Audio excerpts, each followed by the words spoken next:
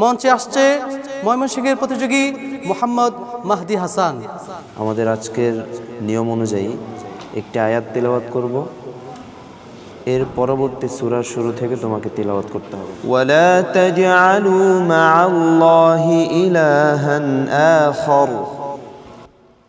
আউযু বিল্লাহি মিনাশ শাইতানির রাজীম।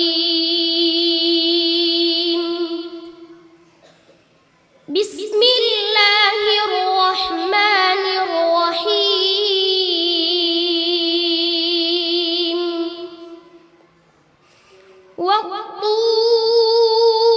والطور وكتاب مسطور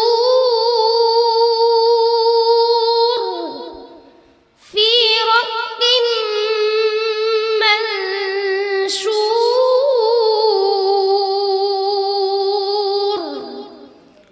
والبيت المعمور والسقف المرفوع والبحر المسجور إن عذاب ربك لواقع ما له من دافع يوم تمور السماء مورا وتسير الجبال سيرا فويل يومئذ للمكذبين الذين هم في خوض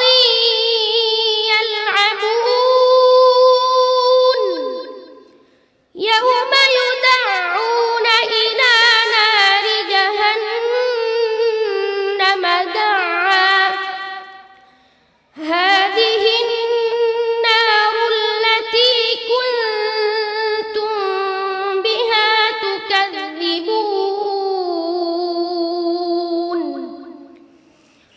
أفسحر هذا أم أنتم لا تبصرون اصلوها فاصبروا أو لا تصبروا سواء عليكم إنما تجزون ما كنتم تعملون إن المتقين في جنات ونعيم فاكهين بما آتاهم ربهم ووقاهم ربهم عذاب الجحيم হাসবুক। صدق الله مولانا العظيم। মাশাআল্লাহ, অসাধারণ তেলাওয়াত। প্রিয় দর্শক, সারাদিন রোজা রেখে যখন এই তেলাওয়াত শুনি মনে হয় এই তেলাওয়াত আর না থামুক, চলতে থাকুক, আরও শুনি আরও শুনি। প্রিয় সুধী, কোরআনুল কারীমের তেলাওয়াত আমাদের হৃদয়কে জুড়িয়ে দেয়। কোরআনুল কারীমের তেলাওয়াত আমাদের সারাদিনের ক্লান্তিকে দূর করে দেয়। প্রিয় সুধী, আমরা সম্মানিত বিচারক মণ্ডলীর কাছ থেকে জেনে নিচ্ছি মাহদি হাসানের তেলাওয়াত কেমন হয়েছে। মাত্র 1 বছরে 10 বছরের বাচ্চা হিফজ শেষ করে 11 বছরে হাফেজ হয়ে গিয়েছে, আলহামদুলিল্লাহ। এই বয়সে আমরা দেখতে পাই আমাদের বাচ্চারা মায়ের কোলে থাকে, বাবার সাথে হাত ধরে ধরে এদিক সেদিক যায়, খেলাধুলা করে। বাট আমাদের এই ছোট ছোট বাচ্চাগুলো আমাদের ঘুমন্ত হৃদয়কে জাগ্রত করার চেষ্টা করছে, কিন্তু আমাদের ঘুমন্ত হৃদয় জাগ্রত হচ্ছে না।